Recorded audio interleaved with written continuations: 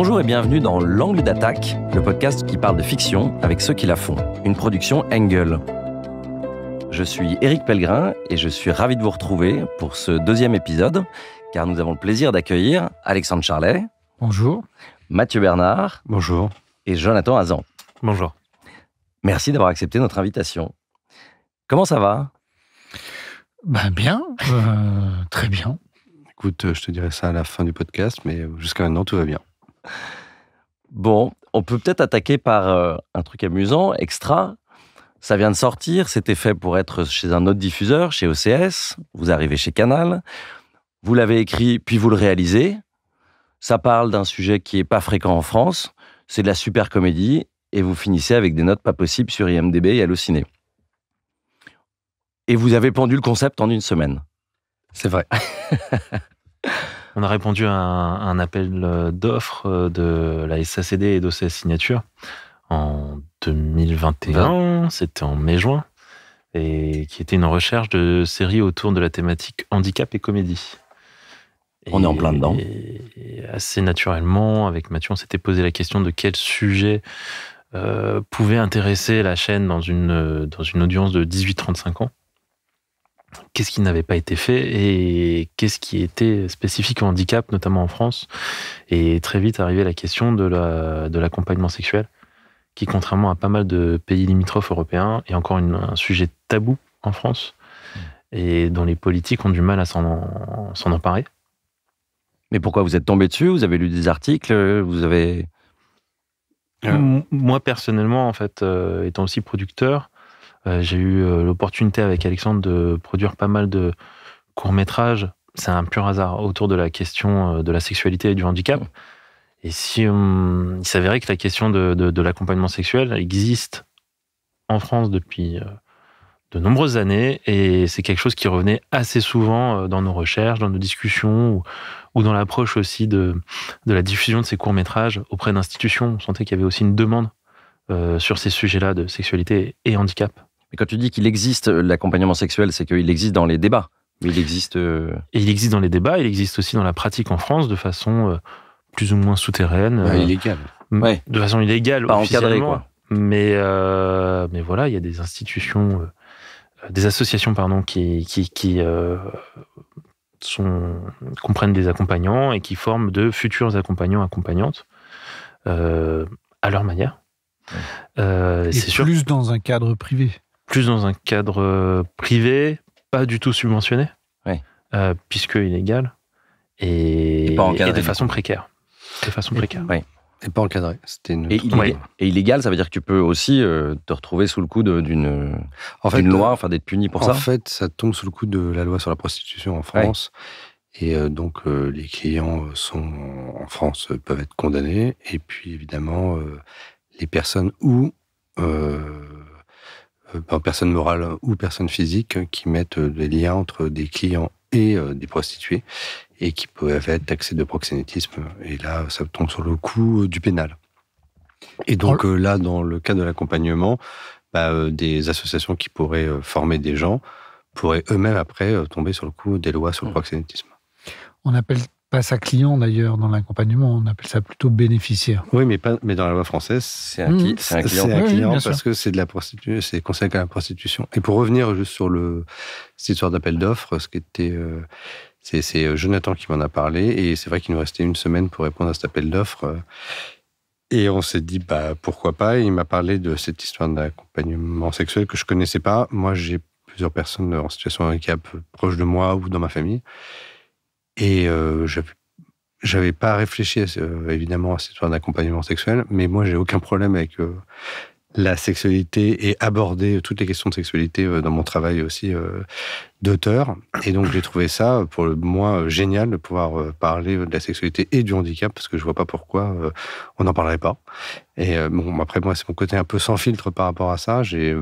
Pour moi ce n'est pas un tabou, mais en discutant on voyait que effectivement ça posait beaucoup de problèmes à beaucoup de gens. On s'est dit voilà, là on a un vrai sujet de série à faire. Et potentiellement polémique et tout, quoi.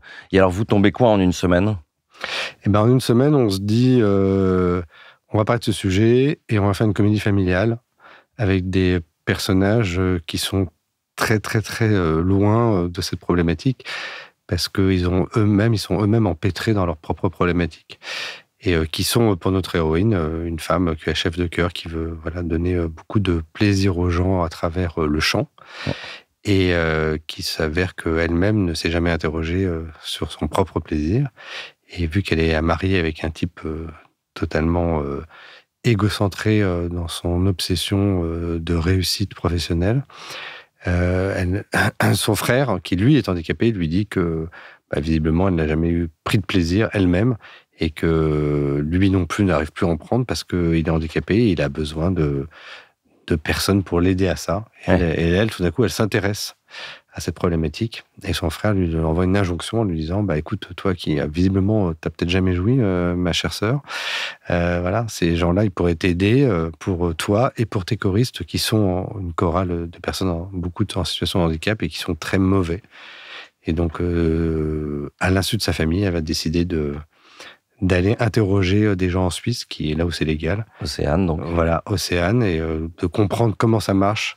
Et inconsciemment, elle va aller à la quête de son propre plaisir en voulant aider les autres. Et question idiote, mais votre héroïne, elle a quel âge ?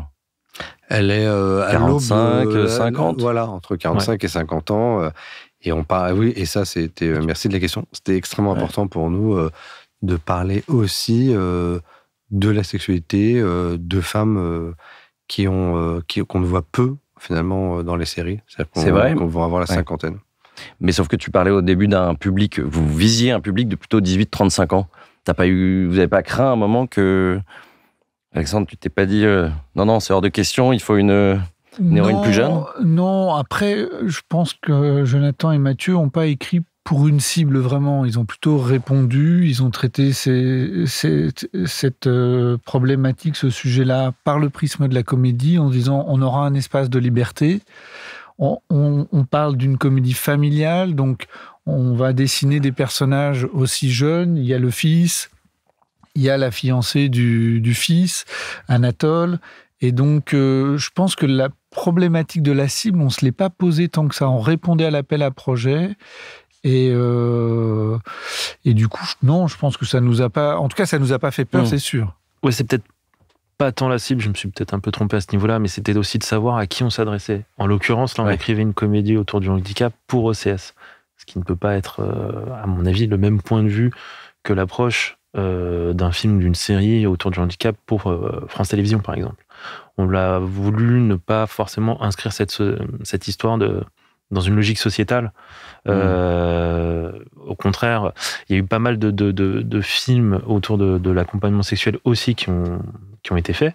On pense à The Sessions avec Helen Hunt, on pense à des films comme National 7, qui commencent à dater, mais qui ont beaucoup marqué leur époque, où en fait on suivait à chaque fois ces histoires-là, soit du point de vue du bénéficiaire ou de la personne en difficulté, soit de l'accompagnant qui est déjà formé et qui a réponse à beaucoup de problèmes.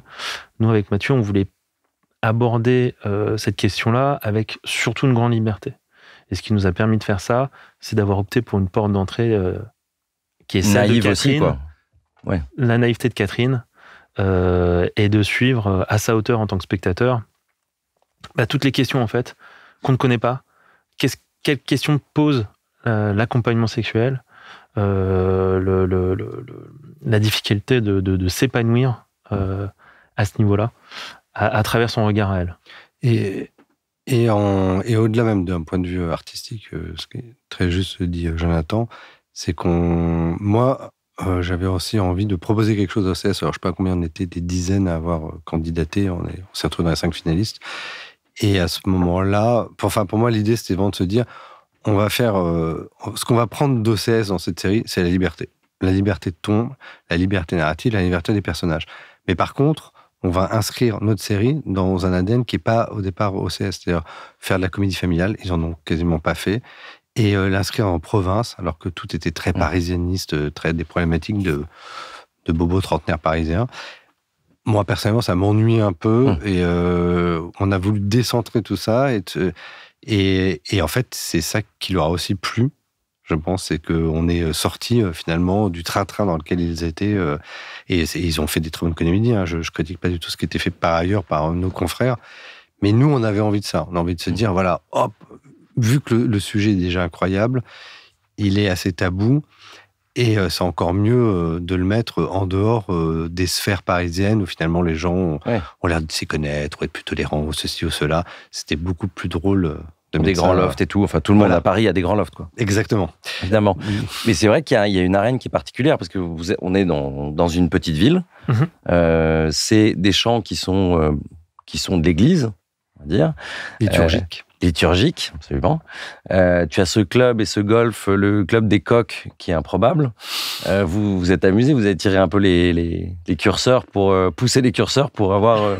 Il y avait une idée de caricature, cette idée de club. Notable. Voilà, c'était un peu, c'est le Rotary, même si le Rotary part de très bonnes intentions et ils font des choses très chouettes. Mais nous, on a voulu pousser le potard maximum. C'est que des mecs. On prend la caricature de ce qu'on critique chez les Blancs, 50 ans, etc. Bon, on s'est dit, OK, allons-y au bout de la chose. On n'a que des mecs blancs, 50 ans, qui adorent d'avoir une veste verte, comme s'ils avaient gagné le Master d'Augusta en Géorgie. Et en fait, qui font de l'entre-soi. Et sous couvert d'être des gens qui font donner de l'argent pour des aides caritatives, c'est juste un lieu pour faire de l'entre-soi et des affaires. Et ça nous intéressait vu le sujet. Entre mecs. Entre mecs, bien sûr, il n'y a pas de femmes. Et l'idée, c'était vraiment de pousser un peu le bouchon sur... il y a à côté une femme qui monte une chorale inclusive et qui va aller à cette recherche du plaisir. Et donc, elle est dans l'inclusion, un terme à la mode, mais dans le sens vraiment propre du terme. C'est-à-dire qu'elle inclut tout le monde, quels que soient les âges, les couleurs, les handicaps, etc. Même s'ils ne savent pas chanter. Même si il y en a un qui ne chante pas, je crois. Voilà, elle aimerait qu'ils sachent bien chanter parce qu'elle a ce challenge. Elle veut les amener jusqu'au concert de Pâques pour qu'ils chantent bien. Et de l'autre côté, son mari qui rêve d'intégrer ce club qui est un club d'entre-soi, qui est le contraire, en fait. Et donc, ça nous amusait de monter deux arènes. L'arène du chant et de l'inclusion et l'arène exclusive de ces mecs qui ont une vision du handicap qui est la vision que nous on critique dans la série sur que peut avoir la société. C'est ils sont sympas les handicapés, etc. Les gens, comme dit son mari, tu sais qu'ils chantent bien au faux, les gens vont applaudir quand même. Et voilà, nous ça nous intéressait de le jouer comme ça. Puis on les met à la cave, c'est bien aussi, quoi. Voilà.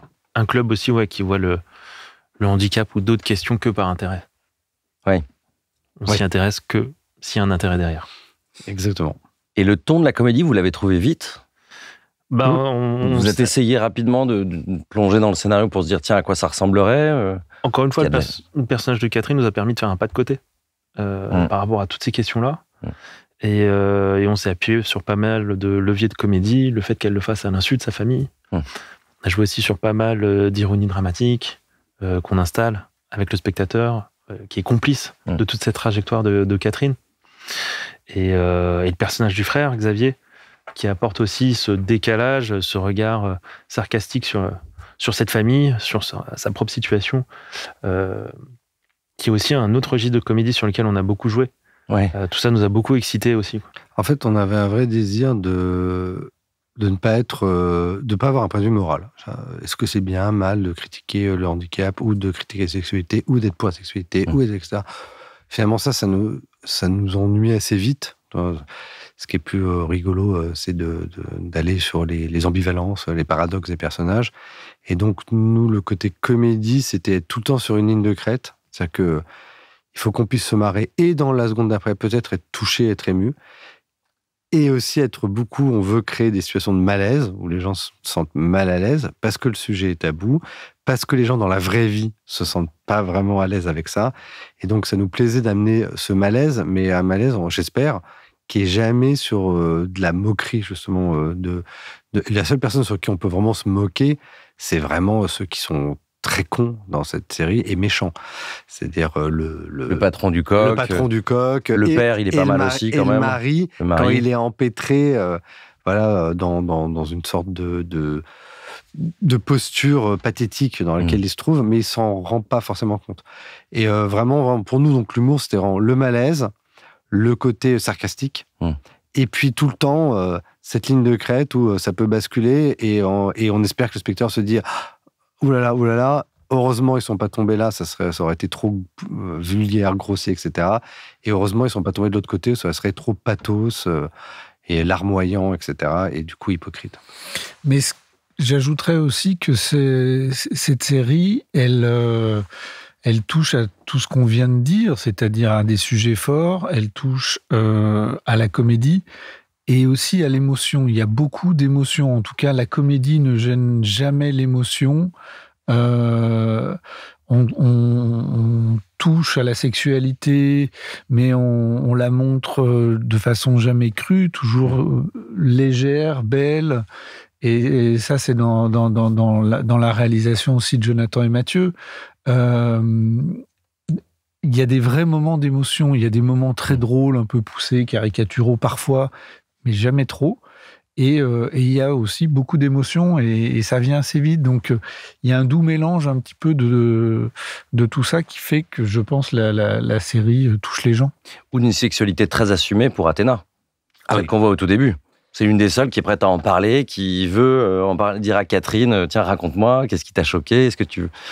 Athéna, c'est la plus clairvoyante, quoi. Et c'est l'élément déclencheur, et c'est le deuxième personnage qu'on a créé, en fait, au départ. On a pensé à Catherine, donc mère de famille. On n'avait pas encore dessiné sa famille, qu'on s'est dit que elle va avoir un choc, ce qu'on a appelé le premier épisode la graine est plantée. Quelque chose qui se plante dans sa tête, c'est qu'elle cherche sa choriste la meilleure, celle qui est son assistante qui est en fauteuil roulant, et qu'elle ne trouve pas dans la première minute de la série. Elle pense qu'elle est coincée dans les toilettes. Elle ouvre les toilettes et elle la trouve en train de vivre un orgasme avec un cunilingus alors qu'elle est sur son fauteuil roulant. Et pour nous, c'était clair. Il fallait qu'on raconte ça tout de suite dans les 3 premières minutes de la série. On rentre dans le vif du sujet, quoi. On rentre dans le sujet et tout d'un coup, notre héroïne est complètement... elle sait pas quoi faire de ça, mais il y a quelque chose qui se plante en elle parce qu'elle voit quelqu'un qui est heureux à ce moment-là, heureuse en l'occurrence. Et donc, cette Athéna, on a dit, bah voilà, là, on a elle raconte finalement notre point de vue, certainement, sur la sexualité et le handicap. C'est qu'elle ne parle jamais de son handicap, Athéna, jamais. La seule fois elle en parle dans toute la série, c'est le moment où elle dit qu'après son accident, elle a rencontré un bon nombre de connards qui ont été certainement méprisants avec elle. Et c'est le seul moment qu'elle en parle. Et le reste, comme elle dit, moi, je suis pour l'éclate. Ouais. Et alors que le frère, qui, lui, est aussi Nicolas Lombreras, fantastique. Nicolas. Ouais. Et lui, il utilise son handicap. Il s'en sert, laissez passer handicapé, c'est moi handicapé, machin, etc. Et donc, d'ailleurs, on a créé plusieurs séquences entre les deux personnages où ils se fritent là-dessus. Et elle le remet à sa place. On lui dit, mais t'es toujours con comme ça. Fauteuil roulant, voilà. Empêche rien. Exactement. Tout à fait. On évoque Nicolas, mais on peut parler de l'ensemble du casting. Catherine est interprétée par Anne Giroir. Antoine est interprété par Stéphane Debac. Et ça, c'était aussi une volonté de Jonathan et Mathieu d'avoir autour de cette histoire-là, autour de ces personnages qui ont une vraie arche dans cette saison 1 d'Extra, d'avoir un effet de troupe. Et on a tourné en province, puisque en région. En région. Tu es de la région De la région Auvergne-Rhône-Alpes. La situation, l'action se passe à Vienne. Et en tout cas, entre Vienne et la Suisse, du coup, puisque Catherine va en Suisse. Et voilà, et c'était assez chouette parce que l'effet troupe qui était souhaité par les auteurs et les réalisateurs a très bien fonctionné avec un casting qui a joué le jeu du début à la fin. Une très bonne transition. Vous avez, à un moment, vous vous êtes dit, on va la réaliser, cette série ? Vous aviez déjà réalisé des choses avant ? Pour ma part, j'avais pu réaliser 2 courts-métrages et produit une bonne 30aine de courts-métrages. Ok. Et moi, j'ai filmé mes enfants quand ils étaient petits. Ouais, ça peut compter, quoi. Ça marche, en fait. J'envoie des petits selfies aussi vidéo de temps en temps. Ouais, des trucs comme ça, quoi. D'accord. Mais disons que la question de la réalisation, on s'était un peu posé au début. Et c'est vrai que au fur et à mesure de l'écriture, c'est quelque chose qui nous a habité parce qu'on avait une idée assez précise des personnages et qu'on avait une idée aussi assez précise du ton de la série. Et ça, c'était quelque chose qui était assez précieux pour nous, qu'on voulait maintenir jusqu'au bout. Ouais. Et encore une fois, OCS a offert cette liberté-là. Donc s'il y avait l'opportunité et l'occasion de saisir cette chance-là, il fallait y aller. Ouais. Mais il a fallu aussi, évidemment, qu'on arrive à convaincre. À l'époque, c'était Boris et Marine qui s'occupaient d'OCS, des acquisitions chez OCS. Voilà, ils nous ont demandé quand même des éléments artistiques, évidemment, pour les convaincre. Quelle était notre vision sur le projet, comment on voulait parler du handicap, comment on voulait le mettre en avant dans la mise en scène, quels étaient nos partis pris. Des intentions, quoi. Nos intentions, comment on envisageait le casting. Donc évidemment, il a fallu aussi les rassurer à ce niveau-là. C'est eux qui vous ont proposé, qui vous ont dit, qui vous ont proposé de réaliser ? Non. C'est vous qui êtes petit à petit monté. En fait, non, c'est qu'à un moment donné dans le processus de fabrication, il y a tout le travail d'écriture. Et c'est vrai que Jonathan et Mathieu se sont pleinement consacrés à l'écriture. La question, ils ont posé la question à un moment donné, et vous pensez à qui pour réaliser ? Et on en avait parlé ensemble, et même si, en toute honnêteté, j'étais pas forcément pour au départ, parce que Jonathan avait réalisé 2 courts-métrages qui étaient plutôt des drames, que Mathieu n'avait jamais réalisé. Je m'étais dit, et pour les films du Cygne, la société de production, c'était une première aussi. Je me suis dit, est-ce que c'est la meilleure idée ? Je ne suis pas sûr.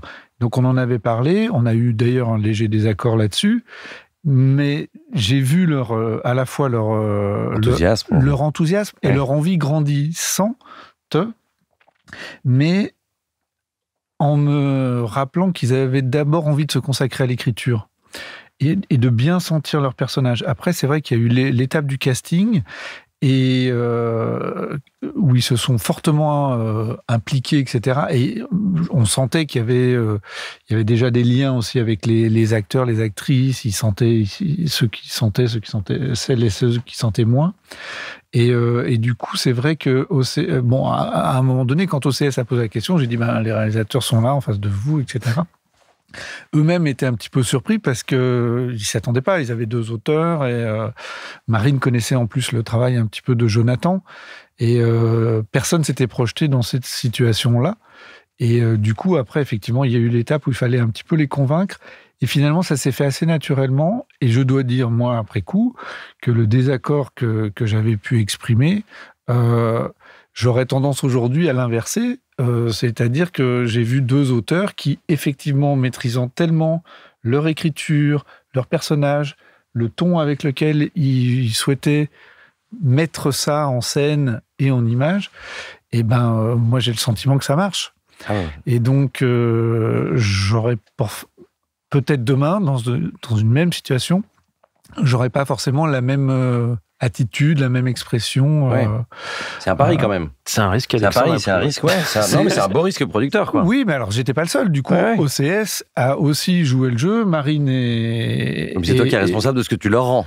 Et Boris. Et voilà. Alors sincèrement, je pense que la responsabilité est très collective. Je prendrai pas seul la responsabilité de ce qu'on a rendu, parce que Jonathan et Mathieu ont fait un travail à 200% sur plein de choses. Et franchement, le casting, d'ailleurs, j'en profite pour dire que le casting était aussi mené par Angélique Luzy, qui a fait un super travail. Et d'avoir une bonne directrice de casting à un endroit, à un moment où c'est nécessaire, c'est fondamental. Je pense que ça nous a beaucoup aidé. Et voilà, donc non, la responsabilité est très collective. À un moment donné, quand on s'est mis d'accord, nous, j'ai été dans le sens de leur envie, leur désir. Et ils ont travaillé pour prouver et donner envie aussi à OCS de leur faire confiance. C'est ce qui s'est passé. En fait, on passait du temps à la prod et on diffusait sur une enceinte Positive Attitude de Laurie, qui est un grand morceau musical. Et d'un moment, ça a fait son effet. Tout le monde est devenu positif et on s'est dit, on y va. Et on se connaît bien aussi. On travaillait déjà ensemble. Jonathan et moi, on travaille ensemble. Mathieu, on travaillait aussi ensemble sur d'autres projets. Donc, je pense que ça a aidé à se faire confiance et à faire en sorte qu'on donne confiance aux autres, et en l'occurrence moi, personnellement, sans Jonathan, j'aurais pas réalisé, c'est sûr. Parce que quand il a proposé de le faire, c'est Jonathan qui a proposé, parce que OCS peut le permettre, et on s'est dit, c'est vrai que ce serait un peu bête de pas tenter le coup. Les plats, ça passe pas 2 fois dans la vie, donc on dit, on y va. Et moi, j'ai un peu aussi travaillé dans mes différentes vies, un peu aussi dans le théâtre, etc. Et donc, moi, la perspective, surtout de faire le casting et la direction, de choisir les comédiens pour pouvoir travailler sur la direction de nos personnages était essentielle. Et puis, je suis un chantre un peu de l'univers américain et anglo-saxon sur les showrunners, même si c'est absolument pas ça en France est la même chose. Mais en tout cas, pour moi, c'est extrêmement important que les créateurs puissent participer au casting, puissent participer à la direction artistique d'un projet. Et là, vu qu'en France, c'est très compliqué, si on ne réalise pas, là, on s'est dit, OK, on y va. Et c'est vrai qu'il a fallu convaincre Boris et Marine. On a réussi à les convaincre et on avait une idée très précise du casting. Je vais juste terminer là-dessus. C'était que pour nous, c'était pas précis sur qui on voulait, mais précis c'est quel parcours les comédiens avaient. Et c'est-à-dire pour moi, c'était très important que c'est des gens qui avaient connu le théâtre, les planches et les troupes, parce qu'on était aussi dans une économie OCS et que ça allait être un peu... on partait sur le champ de bataille là pendant... des heures et des heures de travail et 8-9 minutes utiles jour. 8-9 minutes utiles jour. Et donc, du coup, il fallait des gens qui savent leur texte, qui ne soient pas obsédés par leur profil droit ou gauche, etc. Vous avez beaucoup répété avec eux ? En fait, on a surtout déjà répété, même en casting. C'est-à-dire qu'on s'est dit, les personnages principaux, on ne voit pas plus de 5 personnes, 5-6. Et au lieu, on n'a pas fait 15 ou 20 minutes de casting avec eux, on a fait des fois 2 heures avec eux. Et on les a filmés, on a beaucoup répété. Vous avez cherché avec eux, quoi. Exactement. En fait. Et en fait, on a tous ceux qu'on a pris, c'est ceux qui avaient on avait 3 critères. Donc, ils avaient fait du théâtre, qu'ils avaient un peu l'esprit de troupe et que ça, et qui comprenaient évidemment le personnage. Et l'autre critère, qui était tout d'un coup, c'est ceux qui allaient nous apporter quelque chose en plus de ce qu'on attendait. C'est eux qui nous ont emportés. Donc, c'est vrai que Anne a été incroyable. Elle est rentrée dans la pièce, on se dit waouh! Et c'était l'antithèse de la Anne Giroir qu'on connaît dans Kaamelott. Absolument pas. Et elle nous a apporté quelque chose. Et on peut être, j'espère, pas du tout, être modeste là-dessus. Elle a amené quelque chose de personnage que nous, on n'aurait pas forcément amené. Et ça a été pareil pour les autres. Et ça, on s'est dit, super, on va travailler ensemble. Parce que de toute façon, cette série, on pourra la fabriquer que collectivement. Mais ça veut dire que vous avez cherché les personnages avec eux en casting, et ensuite, vous n'avez pas fait de répétition plus que ça Si, on en a fait. Alors, on en a fait surtout, toi qui as vu la série, on a fait par exemple l'épisode 5, un épisode de charnière de Midpoint Season, d'un dîner qui part au fiasco et qui est catastrophique, etc. Et là, on les a tous fait venir pour pouvoir travailler, qui puissent travailler ensemble. Et puis, on a fait aussi des répétitions, mais même pendant le tournage, aussi sur toutes les séquences qui étaient les séquences intimes, et peut-être qu'on l'abordera après. Et disons que par rapport au rythme de tournage et de fabrication d'une série OCS, on n'a pas le temps de se poser des questions de psychologie de personnage. Et je pense que... il faut se les poser avant. Il faut se les poser avant. Mais pareil, au moment du casting, je pense que ça a été aussi très apprécié de la part des comédiens et comédiennes qu'on prenne 1 heure avec chacune d'entre eux et à leur expliquer leur personnage, notre point de vue sur la question, notre point de vue sur la série, comment on envisage l'évolution de leur personnage. Et ça, c'était assez apprécié pour qu'ensuite, dans un second temps, on fasse une séance de travail. J'aurais du mal à appeler ça un casting. C'était vraiment une séance de travail avec... vous avez fait presque une présélection, en fait. Ah oui, présélection, et ensuite, vous avez retenu une personne parmi les 5. Quoi. Exactement. Ouais. Et grâce à Angélique Luizy, qui nous avait fait déjà elle-même une présélection comme une grande Dearcast, on en a choisi, c'est vrai, que 4-5 à chaque fois, et c'était difficile de choisir in fine, parce qu'on avait quand même passé beaucoup de temps avec eux. Alors, il fallait identifier aussi, je rajouterais, un ton de comédie commun. C'est-à-dire de savoir que chacun d'entre eux s'inscrit bien dans le même registre de comédie. Et comme il y a un travail de recherche aussi de notre côté, parce que la préparation et le tournage, c'est la confrontation du texte au réel, c'est un travail, oui, qu'on a pu faire ensemble. Il faut accepter de lâcher prise sur l'écriture et qu'il y a des choses qu'on va réadapter aussi ensemble. Et même si vous l'avez écrit ensemble, on n'a pas toujours exactement la même vision de l'humour, elle doit quand même pas trop loin. Comment ça se passe si t'es tous les deux devant le combo ?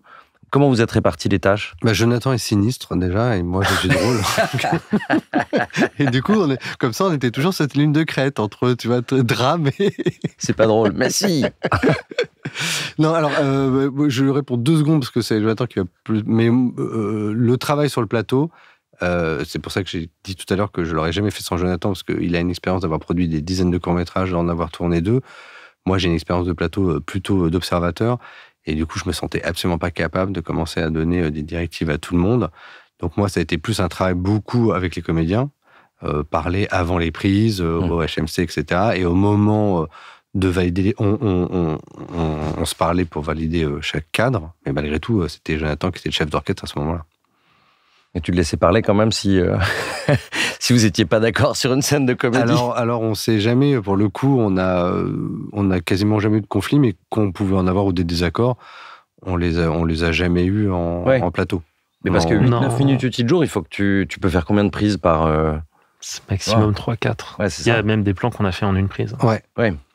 Donc, si tu sais que tu l'as, après, ça veut dire que t'es pas... Ouais, mais c'est sûr, quoi. Justement, il y a un truc qui est assez particulier... par rapport à cette compression de tournage, outre le fait qu'on jongle dans la même journée sur une séquence de l'épisode 5, puis peut-être enquiller sur une séquence de l'épisode 2 parce qu'on est dans le même décor, et qu'on jongle comme ça dans la chronologie, ce qui est un exercice déjà... Tu crossboard, c'est-à-dire que tu tournes des scènes du début et de la fin dans la maison, par exemple, que tu vas avoir un temps limité. Donc ça, déjà, il faut qu'on ait, nous, une vision en béton de l'évolution des personnages, pour justement mieux s'adapter. Et qu'eux l'aient aussi. Et l'autre chose qui paraît assez étonnante, c'est qu'en court-métrage, en termes de mise en scène, il y a des choses qui sont plus possibles que sur ce format de série. Par exemple, c'était très compliqué d'envisager de la machinerie, un simple travelling pouvait être un caillou dans la chaussure pour la journée. Le moindre retard le matin, il faut le rattraper tout le long de la journée, c'est un stress pour toute l'équipe. Et donc ça, c'est quelque chose qui s'anticipe aussi en amont. On a fait le point aussi avec pas mal de camarades producteurs, réalisateurs ou premiers assistants réalisateurs qui avaient eu l'opportunité de tourner plusieurs séries OCS pour bien comprendre comment ça se fabriquait, à quels obstacles ils ont été confrontés, qu'est-ce qu'il ne faut pas faire, qu'est-ce qui est interdit. D'ailleurs, dans l'écriture du projet, la V1 des dialogués, on a fait une étude avec un premier assistant qui était déjà rodé à l'exercice, pour justement avoir une estimation de temps. Nous, on était encore dans le champ de tout est possible. Et la première étude révélait que ce qu'on faisait dans un monde idéal tenait sur 48 jours. Là, et vous en avez eu combien ? Alors, au final, 31. On a eu 32. 32. Mais au début, on partait plutôt sur une moyenne de 30. Il y a même des séries OCS qui se font sur 25 jours. Donc... Et alors, vous êtes donné quoi comme guideline pour réduire ? C'est lui qui nous a donné pas mal de tips. Évidemment, tout est dans la... concentration des décors, interdiction de faire du ruling. Est-ce que tu es sûr que tu veux tourner avec un animal ? Parce qu'à un moment donné, on a envisagé quelques séquences avec un chat. Est-ce que tu es sûr que tu veux tourner avec un enfant ?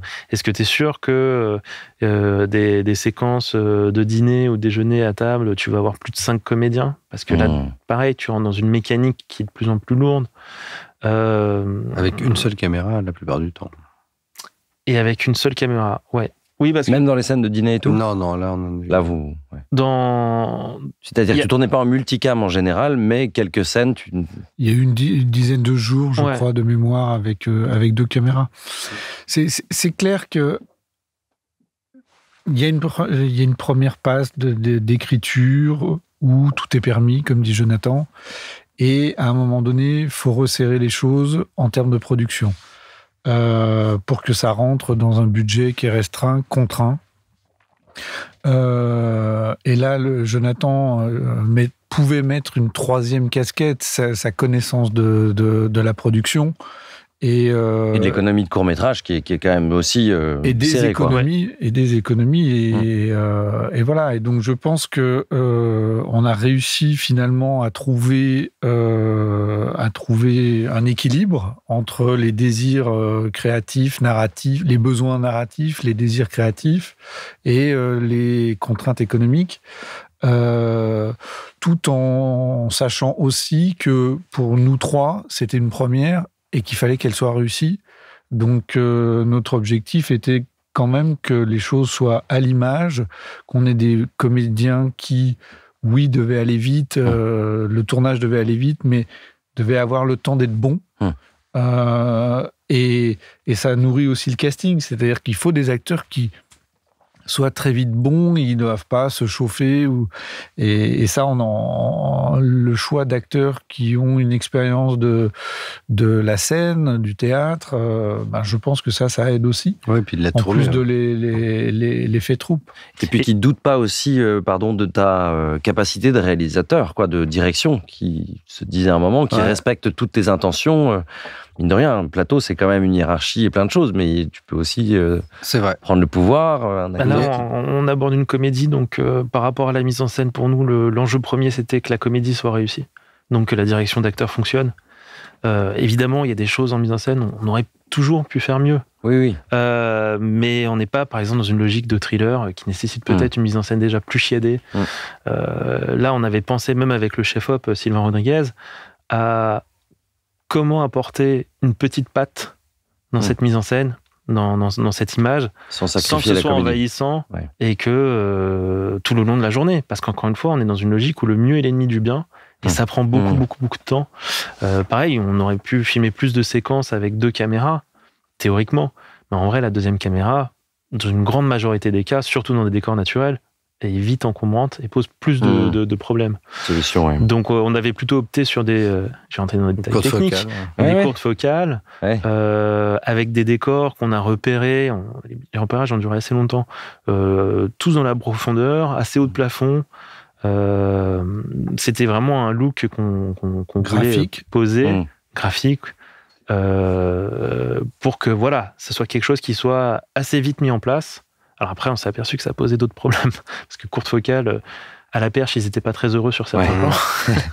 Sportif. Voilà. Sportif. Mais Sylvain Rodriguez a fait un travail génial, et il a fait un travail génial aussi de pédagogie, de son métier, où on est rentré dans des terminologies techniques que moi, je n'avais pas forcément. Moi, je n'avais que des références. Et je lui donnais des références, et je aussi. Et tout de suite, il m'apportait la solution technique à ces références. Et ça, il était... parce que c'est quelqu'un d'extrêmement passionné par son travail, et qui regarde pas au temps et aux heures. Et c'est un mec génial pour ça. Et je voulais juste revenir sur le casting, c'est qu'il y a un truc moi, je pense que c'est ce qu'on a vraiment réussi quand même dans cette série, parce que ça a été génial de faire ces choix. Et la chance qu'on a eue, c'est, je vais avoir les 4 secondes de vantardise, c'est que par rapport à la direction de comédien, ils savaient que nous, on était novices en partie là-dessus. Même si j'avais fait moi un peu de théâtre, c'était surtout le fait qu'ils ont tellement aimé leur personnage et le texte, qu'en fait, ils se sont... Ils ont eu envie de le servir, en fait. Ils se sont pas retrouvés... mais ça, c'est le côté aussi théâtral. C'est, on est comme du Jouvet, un personnage, c'est d'abord un texte. Et là, ils étaient complètement... ils étaient très enthousiastes. Mais ils ont apporté tous des choses qui ne sont pas écrites au départ. Et nous, on n'a jamais été arc-boutés. Tant qu'on ne perdait pas le sens et la structure, mais tant mieux, apportez-nous quelque chose à chaque fois. Et on pourrait peut-être presque tous, si on regardait ensemble la série, je pourrais vous citer tous les endroits qui n'étaient pas forcément écrits et que chaque comédien a apporté, et qui font mouche parce que ils ont tellement compris leur personnage, et c'était génial. Non, mais ils sont à fond dans leur personnage. C'est hyper sincère, c'est authentique, tu le sens, C'est très juste ce que dit Mathieu, c'est-à-dire que une série réussie, il y a plusieurs ingrédients. On a parlé de la confiance. Bon, on a parlé des textes, évidemment, c'est quand même la base. Et après, c'est l'envie et l'enthousiasme. Et les comédiens, même pour avoir confiance dans les réalisateurs, des jeunes réalisateurs, il y avait quelque chose qui les nourrissait, c'était leur envie. Comme disait Mathieu, ils ont aimé le texte, ils avaient envie de faire partie de cette aventure. C'est devenu une aventure collective. Et voilà, et je pense que le diffuseur a eu envie de cette histoire-là. Et donc, les mots confiance, envie ont été assez fédérateurs. Donc, ils étaient à fond. Ouais. Et le fait de faire en courte focale, est-ce que ça vous a pas posé de problème en post-prod ? Parce que ça veut dire que si le jeu de 2-3 personnes n'est pas bon, il faut que si tu as des moments qui coincent, je veux dire. Non, il n'y a pas eu de souci, quoi. Peut-être juste 1 ou 2 perches à effacer et peut-être 1 ou 2 plans à resserrer parce que par moment on avait envie d'être avec eux. Mais c'est tout. Ça fait toujours la joie de la prod d'avoir beaucoup de post-prod à faire. Oui, c'est assez accessible. Ouais. Aujourd'hui, ça va assez vite. Ouais. Et puis, c'était souvent des plans fixes, donc... C'est très très simple. Plus simple, quoi. Et pourquoi le point extra? On le voit. J'ai vu la série, j'ai pas... C'est une coquetterie. Ouais. Oui, une coquetterie, et puis interroger le titre comme le préfixe. Voilà, extra, on peut associer extra, le préfixe, ça veut dire en dehors de quelque chose. Donc, extraordinaire, extra professionnel, extra conjugal. Et pas dans la logique de extra, c'est super. Ouais. Voilà. D'accord. Vous avez eu des beaux commentaires sur Allociné, j'ai vu. Ouais, oui, les gens sont gentils. Et pourtant, ma mère n'a pas de compte Allociné, donc j'attends toujours les commentaires. Non, ils ont l'air aussi sincères que la comédie. Donc, et 8,2 sur IMDb. Oui. Je ne sais pas ce que ça veut dire, honnêtement, mais je sais que c'est haut. Je crois. C'est possible. C'est important. Je le cherche encore. Enfin, en tout cas, les gens des Balkans que je paye grassement le cherchent toujours. Après, on s'en aperçoit aussi, c'est un sujet qui est clivant. Il y a des personnes, par exemple, je mets les pieds dans le plat, qui ont pu être choquées, par exemple, sur la fin de l'épisode 2. Lorsque Catherine s'invite chez son choriste Jean-François et chez Alexandre Philippe, et qu'elle réalise une séance de corps à corps sans lui demander son consentement. Ça, c'est une question, le consentement, qu'on n'a pas mis de côté. On en avait conscience. Il s'avère juste qu'on en joue et en répond plus tard dans la série. Sur cette conséquence-là. Ça en a fait quitter certains. Ça en a pu faire quitter certains parce que je pense qu'on est aussi dans une logique, on a besoin d'être rassuré dès l'instant qu'on aborde une question taboue. Après, il y a aussi des personnes, encore une fois, qui sont contre la question de l'accompagnement sexuel et qui peuvent y aller à tâtons ou qui n'acceptent pas que cette question-là ne soit pas traitée autrement que à travers la manière avec laquelle eux, ils pourraient l'accepter. Je ne sais pas c'est quoi. Cette manière-là, je ne les connais pas. On parle de... Non, mais en tout cas, pas illégal, quoi, on va dire. Non, pas illégal, pas forcément sur le ton de la comédie. Peut-être de façon un peu plus d'un point de vue médical, peut-être, ou je ne sais pas. Je peux l'entendre. Peut-être un peu plus dans une logique peut-être documentaire, docu-fiction. Peut-être même politique. Ou politique. Mais nous, notre conviction, c'est de se dire que c'est ce qui nous plaît, c'est de se dire que oui, des sujets tabous, des sujets polémiques, si on peut les traiter avant tout à travers le divertissement, on pense qu'on arrive plus à solliciter plus de curieux autour de ce sujet. Et puis on veut parler de l'humain, de la complexité de l'humain. C'est-à-dire que, encore une fois, pour moi, c'est un peu pénible les sociétés dans lesquelles on est en ce moment, où tout le monde est dans des postures, enfin pas tout le monde, mais beaucoup de gens sont dans des postures qui sont très binaires. Et moi, je suis un auteur, j'ai envie de parler de la complexité, nos complexités, nos ambivalences, nos paradoxes. Et donc, c'est ça qui était touchant avec ces personnages. Si ça provoque la discussion, c'est ça qui est intéressant aussi. Voilà. Et c'est montrer que les choses sont pas si simples. Et on a quand même un point de vue. C'est-à-dire qu'on a un vrai point de vue d'auteur. On dit qu'il n'y a pas de cadre. Et quand il n'y a pas de cadre, les gens font n'importe quoi. Donc c'est bien de mettre un cadre. Et après, on peut débattre du cadre. Ça, c'est ça notre point de vue. Mais après, on n'a pas dans c'est bien, c'est mal ce que fait même notre héroïne. Par contre, ça a des conséquences. Et c'est ça qui nous intéresse. Et tu parlais de politique. Vous avez fait une projection à l'Assemblée nationale. Ce serait quoi le call to action? Ce serait que les pouvoirs s'emparent de ce sujet et décident de lui donner un cadre? Le pouvoir s'est déjà emparé de ce sujet-là. Je crois que la question du handicap au sens large, et après avec quelques spécificités sur l'accessibilité au travail, l'accessibilité tout court dans des lieux publics, etc., sont des sujets qui sont régulièrement débattus. Certaines choses évoluent, d'autres non. Et la question de la vie sexuelle, mais même sentimentale, affective, fait partie de discussions au sein du gouvernement, au sein d'institutions qui sont liées au gouvernement. Et comme disait Jonathan, il y a toujours certaines oppositions.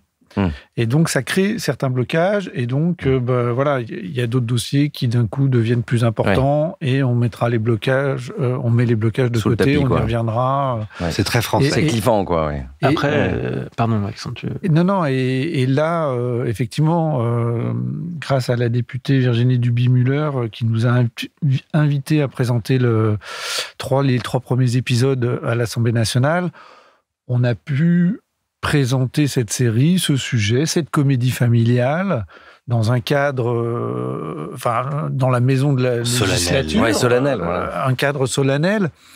On ne sait pas s'il y aura des répercussions, mais en tout cas, c'était en tout cas bienvenu pour nous sur un sujet qui est tabou et qui est illégal en France. Puis, il y avait quelque chose d'indélicat qui était plaisant.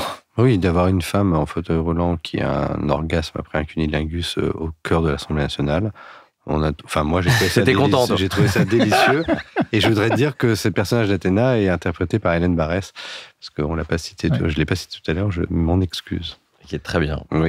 Alexis Victor aussi. Oui, qui joue le président du COQ, qui est génial.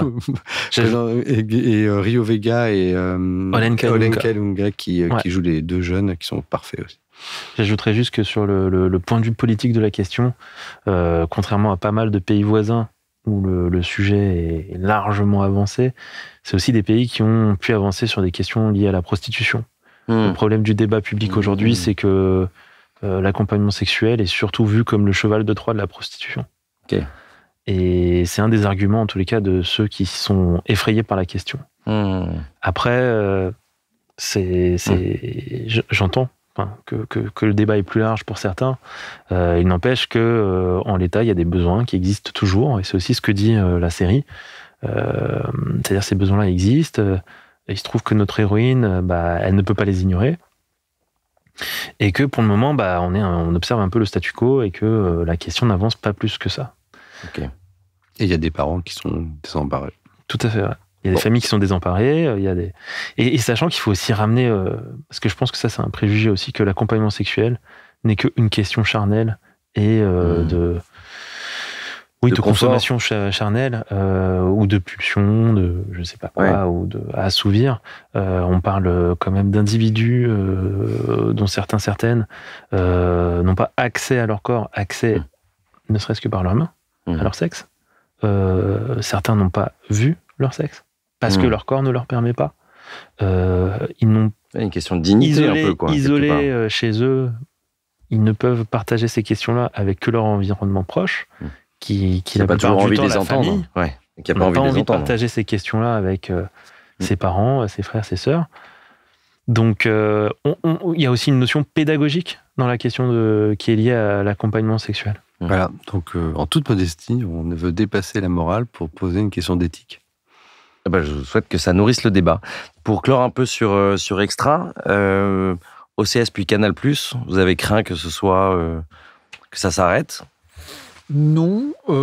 À aucun moment on a eu une crainte. Il y a eu un moment où on ne savait pas ce qui allait se passer. OCS nous rassurait en disant de toute façon, nous, on continue. Puis il est arrivé le moment où Canal+ a annoncé qu'ils avaient repris et que une partie des équipes d'OCS partaient, qu'une partie des équipes d'OCS s'étaient intégrées au sein de Canal+. Et il y a eu une transition qui s'est faite plutôt en douceur. Après, il y a eu la question de la programmation, mais qui se serait probablement posée chez OCS de la même manière. Et il y a eu des discussions et on a travaillé la sortie, la promotion avec les équipes de Ciné+ OCS. Ouais. Et parce que ça reste OCS quand même. Dans son essence, quoi. Ça reste OCS, c'est Ciné+, c'est OCS Signature. Et d'ailleurs, les désirs de nouveaux projets que cette chaîne exprime restent liés à l'histoire et à l'ADN d'OCS. À l'ADN d'OCS Signature. Ouais. Donc, c'est plutôt... Autour des shows d'une demi-heure, on va dire. Voilà, des choses qui puissent rentrer dans l'économie aussi, qui était la vôtre. Voilà, de 26 minutes, dans le même type d'économie, c'est sûr. Dans le même type de liberté, même si là, pour le coup, tout n'est pas aussi franc que... Enfin, si, c'est franc, on aura quand même moins de liberté parce que derrière, ça reste Canal+. Enfin, c'est Canal+. Et on sait que naturellement, on aura un petit peu moins de liberté créative, mais on en aura plus que sur la création originale de Canal, où il y a des enjeux importants, financiers, etc. Donc, la transition s'est faite et assez naturellement, et je pense que l'ensemble des professionnels du secteur sont plutôt contents qu'il y ait cette chaîne et que cet espace créatif sur des formats de 26 minutes perdure. Sur ces formats et cette ligne éditoriale, quoi. Ouais. Tu parlais d'économie. Est-ce que tu as quelques chiffres que tu peux nous donner ? On était à 32 jours de tournage. 32 jours de tournage, c'était pas mal. Tu es allé chercher... Non, mais rien te faire dire que tu ne voudrais pas dire, mais... Globalement, il y a un investissement, je ne sais plus, de 880 000 euros, quelque chose comme ça, d'OCS. Après, de façon assez classique, on va chercher des soutiens dans les régions. Là, on a eu la chance d'avoir le soutien de la région. Vous avez 2 régions ? Auvergne-Rhône-Alpes, et puis le soutien de la région Île-de-France. On a naturellement aussi, et fort heureusement, le soutien du CNC audiovisuel. Et on a aussi profité de l'accompagnement du CNC dans le cadre d'un appel à projet annuel les uns les autres, qu'ils organisent, qui s'appelle Les uns les autres, en partenariat avec la GFIP. Et c'est quoi ça ? Ça permet d'offrir à des productions et même à des projets liés au secteur, à l'audiovisuel, pas forcément que des sociétés de production, pas forcément que des projets, d'accompagner des entreprises pour embaucher des personnes en situation de handicap. Donc, ça nous a permis de résoudre certains coûts supplémentaires, parce que tourner avec des personnes en situation de handicap, ça coûte plus cher que de... Tu peux tourner moins longtemps, des choses comme ça. On peut tourner moins longtemps, on a besoin d'adapter, de prendre des véhicules spécialisés. Oui, on a besoin d'accompagnants. D'accompagnants, etc. Donc, ça coûte forcément plus cher. Et donc, voilà, cet appel à projet, qui est annuel, permet de compenser certains surcoûts liés au handicap. Tu parlais des 2 régions. Est-ce que ça a été un exercice d'équilibriste entre l'Île-de-France et où ça s'est... Alors, oui, ça reste toujours un équilibre à trouver dans les dépenses. Il se trouve que nous, l'action se passe... à Vienne, très majoritairement, donc la région Auvergne-Rhône-Alpes. On a pris assez vite le parti de tourner tous les extérieurs, 1 ou 2 intérieurs, mais principalement les extérieurs en Auvergne-Rhône-Alpes et les intérieurs plutôt en Île-de-France. C'est pas simple, l'Île-de-France, parce qu'ils sont assez exigeants en termes de dépenses, mais on a trouvé le juste équilibre. Et là où ça a été complexe, pour des raisons plutôt artistiques, en Auvergne-Rhône-Alpes, c'est qu'on avait des décors aux 4 coins de l'Auvergne-Rhône-Alpes. C'est-à-dire qu'on a tourné en Haute-Savoie, on a tourné en Isère, on a tourné dans l'Ain. Et pourquoi ? Parce que les décors... Enfin, je peux comprendre l'exigence des réalisateurs, n'est-ce pas ? Mais au fond, j'ai pas l'impression qu'il y ait des décors qui soient tout d'un coup, je veux le stade de foot à l'ancienne. Non, mais il fallait que, par exemple, qu'on trouve il y a une séquence importante dans une église. C'est vrai. Et il fallait qu'on trouve aussi une église, vu ce qu'on y faisait, désacralisée. C'était quand même mieux que ce soit une église désacralisée. Abandonnée. Et plutôt abandonnée. Et en état vous y faites de spécial dans l'église ? Catherine, lui arrive quelque chose d'important. Ah oui. On ne peut pas trop spoiler, mais... Et donc, voilà. Donc, c'était mieux que ce soit désacralisé afin d'éviter tout conflit de quoi que ce soit, et que ça aurait été trop compliqué à tourner cette séquence si c'était pas le cas. Ça, ok. Et en plus, c'est l'endroit où elle répète d'habitude et dont on parle depuis le début de la série. Et vu que le toit est pété, ils peuvent plus répéter là. Donc il fallait qu'on trouve un endroit aussi qui faisait quand même un peu vide et tout. Voilà, vide et vétuste et tout ça. On a eu des difficultés. Et puis il fallait qu'on trouve aussi un magasin de matelas. Ah oui, de matelas. Un vrai magasin de matelas. Et c'était compliqué à trouver. On a trouvé à Bourg-en-Bresse. Parce que tout est sur Internet maintenant. Ouais, beaucoup. Bah oui. Ils ont pris le virage du digital, comme dirait Antoine. Il y a la question de la Suisse aussi qui s'est posée. C'est-à-dire que les décors de montagne qu'on voit, c'est le lac de Montrion et c'est ce qui est censé dans l'histoire raconter la Suisse. C'est à côté de Morzine.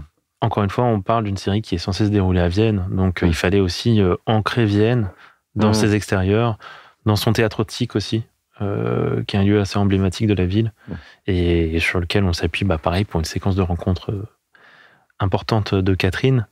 Donc, finalement, on a déjà évoqué quatre décors qui sont inscrits dans quatre lieux différents. Et cette commune a été importante parce qu'il y a ce théâtre antique qui, en fin de compte, est vieux, et pourtant, il est toujours exploité. Et il y a Jazz à Vienne, qui est un festival chaque année là-bas, et donc cet endroit a plus de 2000 ans, et il se passe toujours des choses, et ça, c'était important. On a un belvédère incroyable, donc on a une ville où tous les gens sont enfermés dans notre série, un peu dans une sorte de belle endormie. Là, je vais dire le mot province, parce que c'est comme ça que c'est vu. Et pourtant, il y a un belvédère, il y a une perspective. Donc, il y a toute une idée là-dessus. Et puis, elle s'appelle Vienne, mais c'est pas la vraie Vienne. C'est-à-dire que la vraie Vienne, c'est en Autriche. Et eux, ils ont pas de chance, ça s'appelle Vienne pareil. Tout le monde pense qu'ils habitent en Autriche, mais non. Voilà. Et après, ça nous amusait de ça. La logique était que la plupart des intérieurs étaient tournés en région parisienne, et la plupart aussi des intérieurs qui nécessitaient le plus de figurants. En l'occurrence, les séquences du coq, des choristes, le concert de l'épisode 10, où là, on était un plateau pas loin de 100 personnes, un peu plus, je crois même. Donc voilà, dans des logiques de coût, et ça nous paraissait plus évident de le faire en région Île-de-France. Et je rajouterais quand même une difficulté à laquelle on pense pas nécessairement quand on tourne dans des décors naturels, comme ça, une série où il y a différentes temporalités à tourner dans la journée. C'est que nous, on a tourné de octobre à fin novembre 2023, et que n'ayant pas le bénéfice de tourner en studio, du coup, on lutte aussi avec la lumière du jour qui tombe, et qui tombe de plus en plus tôt. Ça a été une réflexion de tourner en studio les intérieurs ? Non, en tout cas, elle a été évacuée très vite parce qu'on n'en avait pas forcément les moyens. Ouais. Et non, c'est vrai que produire une série dans ce type de budget, c'est un exercice d'équilibriste, pas que pour les régions, c'est simplement nourrir l'artistique, répondre aux attentes qu'on a tous, on a envie que ce soit réussi.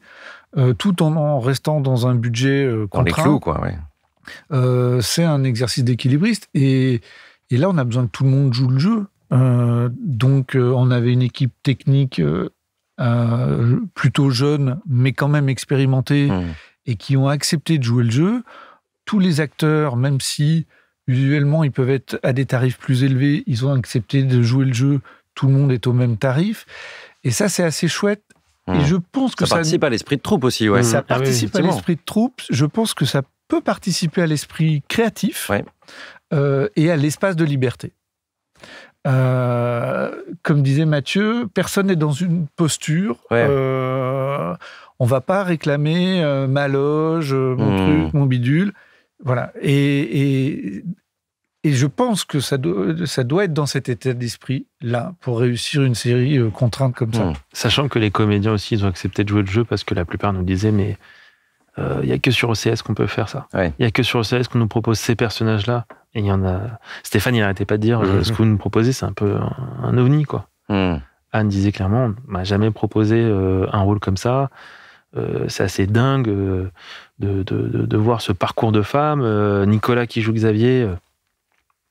Pareil, parce qu'on s'est posé la question aussi de faut-il à tout prix avoir un comédien en situation de handicap pour jouer Xavier, ou est-ce que la question est plus libre et qu'on cherche d'abord le comédien qui nous correspond, et après, parce on est parti sur les deux pistes, on a étudié aussi bien la question du comédien en situation de handicap que le comédien valide, mais pareil, lui aussi il voyait bien que c'était un rôle qui lui permettait aussi de déployer la facette de comédie qu'il avait en lui, qu'il avait déjà pu aborder dans de nombreux seconds rôles, au cinéma ou à la télé, mais là, il avait un des rôles principaux.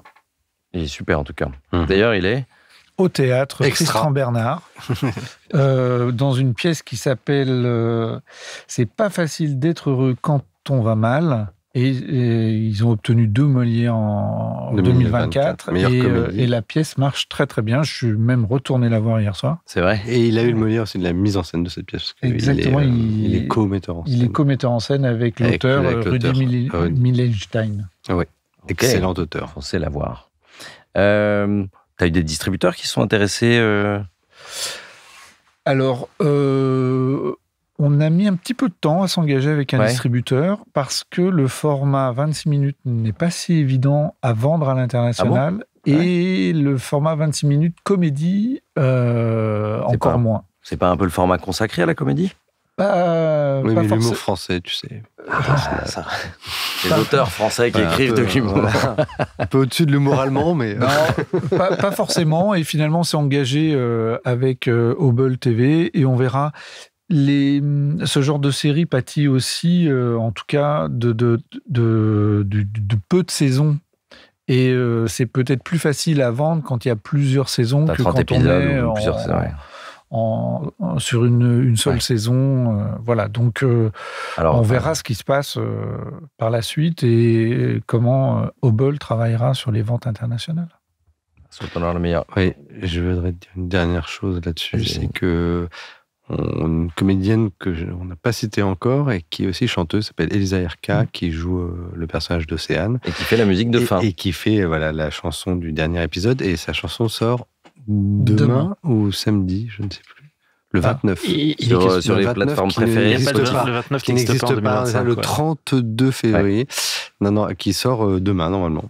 Ouais. Ok. Oui, mais comme on ne sait pas quand on sur sera Spotify. Diffusé, il faut dire... qui sort le 28 février ou qui est sorti le 28 février. On ne sait pas quand ce podcast sera diffusé. Voilà, Elisa Erka. Et du coup, sur toutes les plateformes, et vous pouvez écouter toutes ses chansons. C'est une super comédienne et une super chanteuse. Phoenix. Votre autre série. Toi, tu es dans Phoenix également ? Sur la banquette arrière d'un bus, oui. C'est agréable. Ça concerne essentiellement... Jonathan, qui est producteur avec moi au film du Cygne, est évidemment associé à ce projet-là. Phoenix, je rappelle que c'est Génération Alpha. Alors, c'est Alpha, Génération Alpha, et ça devrait sortir sous le terme de Phoenix, qui est une série de 6 fois 52 minutes autour de l'activisme, de jeunes activistes du climat, qui est une série que Mathieu a écrite avec Louis Aubert et Clément. Et Clément Marchand qui est venu écrire l'épisode 5. Qui est une série qu'on a initiée au film du Cygne avec Mathieu et Louis et qu'on coproduit avec Storia Télévision du groupe Media One. Mais vous êtes en tournage, vous avez fini le tournage, vous en êtes déjà pas mal avancé, non ? Montage. C'est en montage, ok. Les 2 premiers épisodes il y a une V1 de montage qui est terminée cette semaine. En fait, le tournage a eu lieu tout l'automne jusqu'au 15 janvier, donc en gros du 24 septembre au 15 janvier, où on a tourné majoritairement en Auvergne-Rhône-Alpes, puisque toute l'action se situe là-bas, en tout cas majoritairement, mais c'est une série internationale, à dimension internationale, parce qu'on a voulu créer une série qui accompagne les mouvements de jeunes activistes du climat. Et les jeunes activistes du climat, il y a Greta Thunberg, mais il n'y a pas que Greta Thunberg. Il y a des Allemandes, il y a des Belges, il y a des Français. C'est des jeunes. Et c'est des jeunes, et c'est des jeunes qui veulent taper du poing sur la table. Mais qui basculent dans la radicalité. Voilà, on ne peut pas trop spoiler, mais nos personnages, nos jeunes en tout cas, sont français, sont allemands, sont espagnols et anglais. Donc c'est le côté international, et que les 2 diffuseurs sont France Télévisions et la ZDF. On a 2 diffuseurs. Au sein de l'Alliance. Alors, pas vraiment au sein de l'Alliance. C'est une série France Télévisions / j'ai envie de dire internationale, et de la ZDF. Donc, c'est une série qui est destinée à une diffusion numérique sur France TV / et qui aura aussi une diffusion linéaire sur France Télévisions. Et ZDF, pareil. La ZDF, pareil. C'est une série qu'on a eu envie et sur laquelle on a passé du temps de développement, un temps assez important de développement, et où les planètes se sont plutôt alignées, alors que c'était un sujet...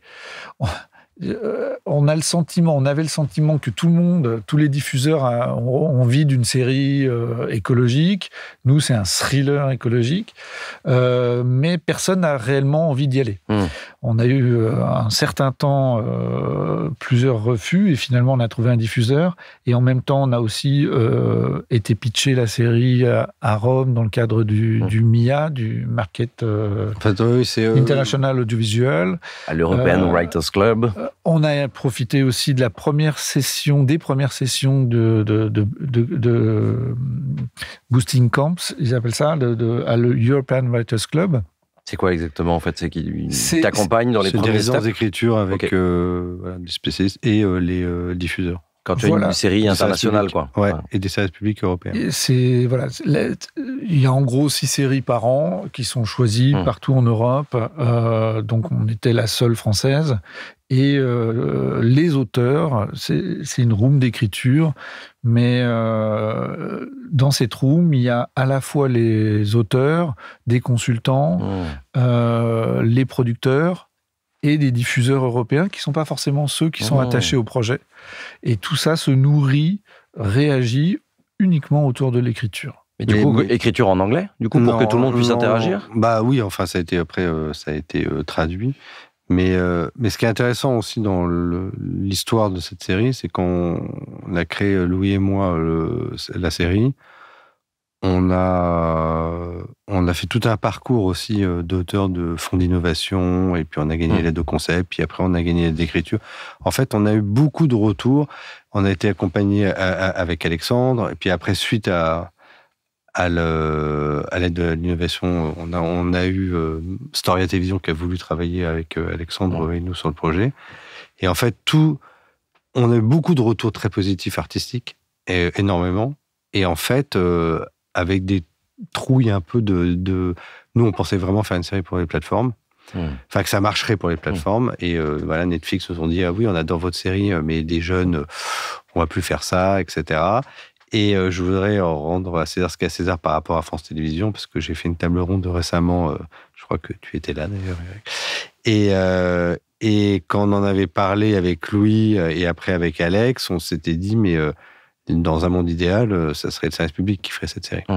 Et on serait en Angleterre, on irait la porter tous les trois à la BBC, et la BBC nous signerait quelque chose.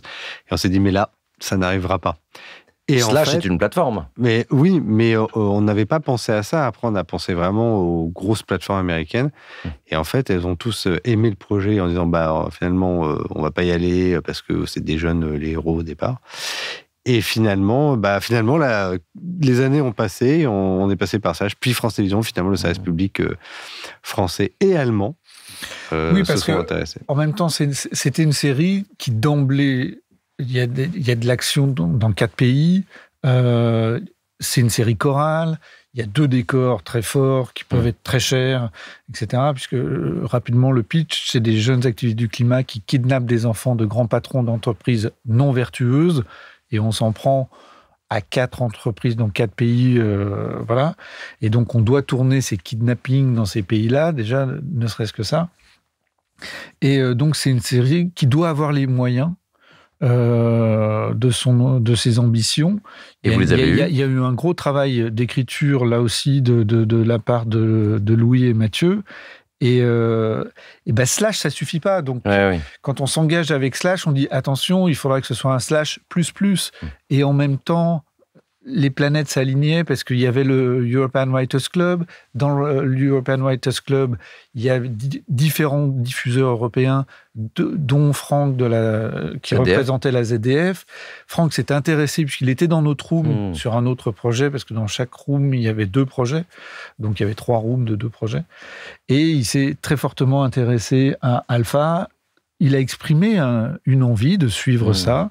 Et ensuite, comme ils se connaissent avec leurs homologues à travers effectivement l'Alliance, ils ont discuté, Franck et Morad Koufan de France Télévisions, et avec Manuel Alduy, et comme ils se revoient régulièrement dans le cadre de l'Alliance, des différents projets, ils ont eu envie d'y aller ensemble. Et ça a enfin permis d'avoir à la série d'avoir les moyens, peut-être pas aussi ambitieux que ceux qu'on espérait et ceux qu'on aurait pu obtenir avec une plateforme, mais qui quand même donne la chance à cette série d'exister, et d'exister avec une une production value assez importante, à la fois sur l'écriture, sur les décors, les comédiens aussi, puisqu'on a quand même un casting assez important avec Natacha Lindinger, Marie Colomb, François Berléand, Benno Furman, et puis des jeunes aussi autour de ça. Et voilà, la série devrait être prête pour cet été, devrait sortir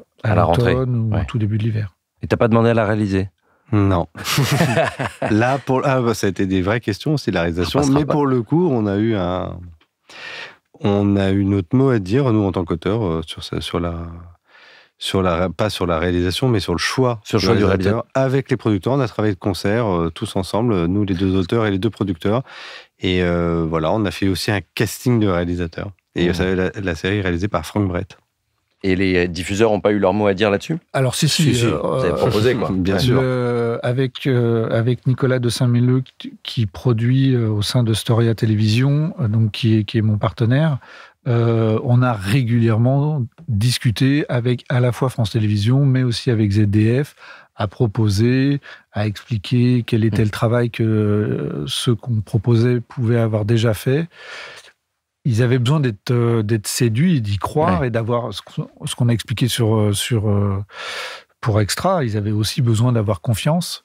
Donc voilà, et c'est une série pour les films du Cine, c'est un autre type de série, une série ambitieuse.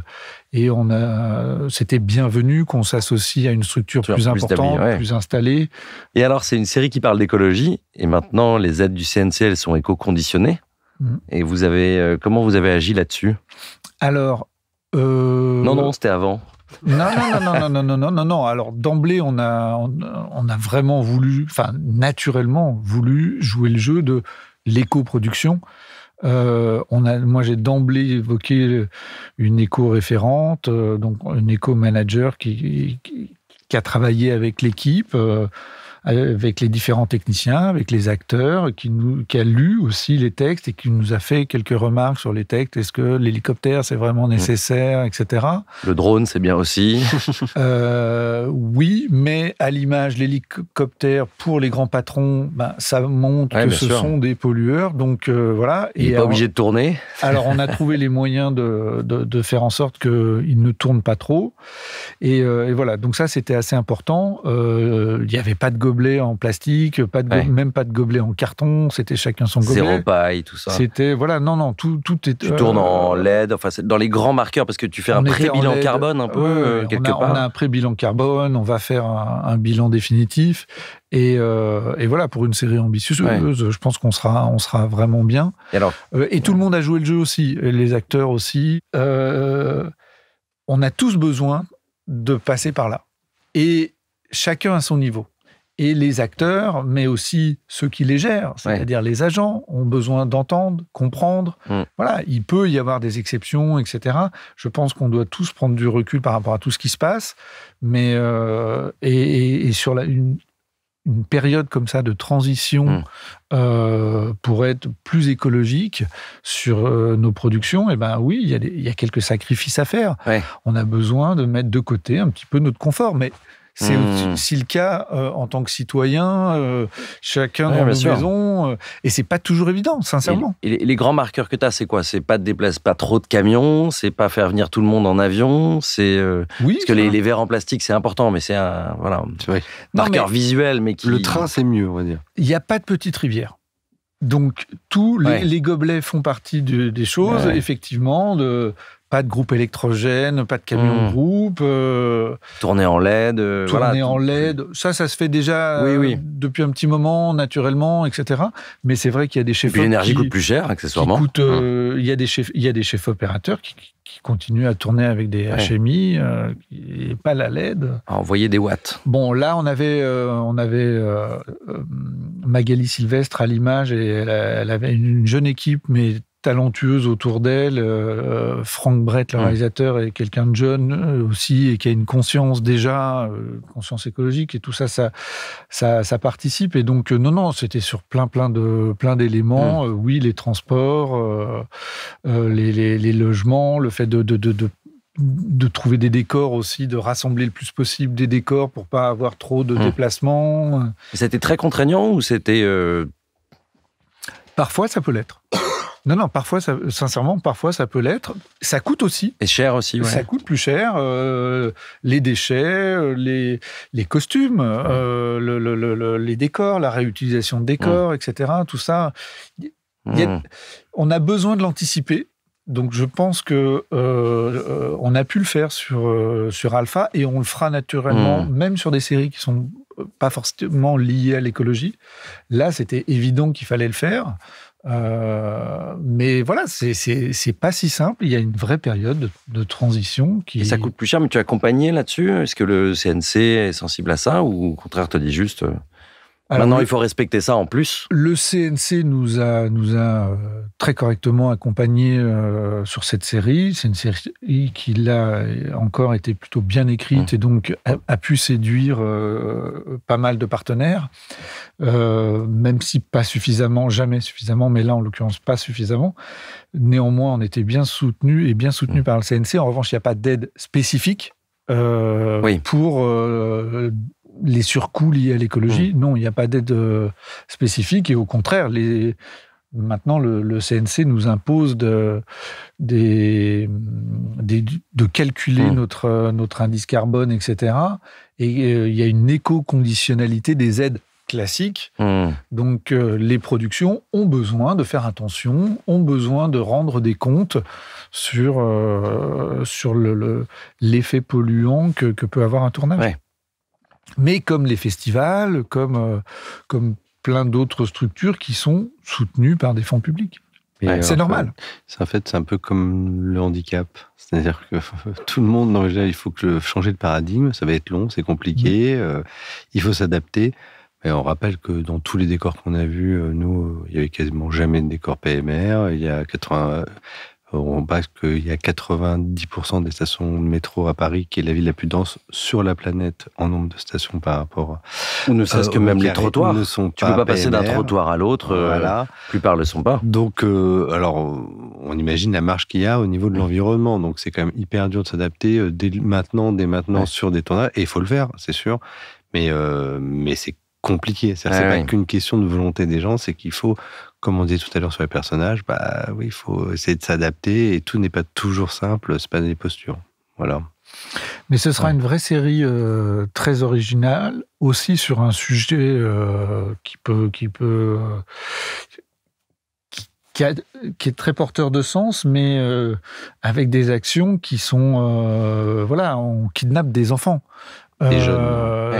Mais on parle de radicalisation, on parle de qu'est-ce qui fait un basculement dans la radicalisation.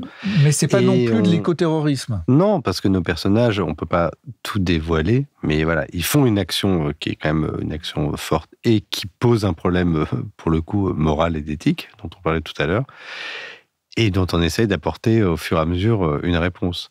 Et il y a deux arènes. Il y a l'arène des grands patrons du grand forum et à côté une arène qui se passe dans une colonie désaffectée entre ces jeunes et la confrontation qu'ils ont entre ensemble. Et avec un point de vue général de la série, c'est que, on va dire un truc un petit peu attendu ou candide, c'est que quel que soit notre âge, nos générations et notre pouvoir d'achat, pour prendre un terme très répandu, en fait, on est dans le même environnement et qu'au final, on va tous subir la problématique. Donc ça, c'est ce qu'on a voulu raconter à travers cette histoire, c'est de mettre nos personnages, il y a des riches, il y a des pauvres, il y a des révoltés, il y a des gens qui profitent, et d'une certaine façon, ils sont tous dans la même planète, et là, dans un même lieu, on va pas raconter ce qui se passe, mais auquel ils vont être confrontés.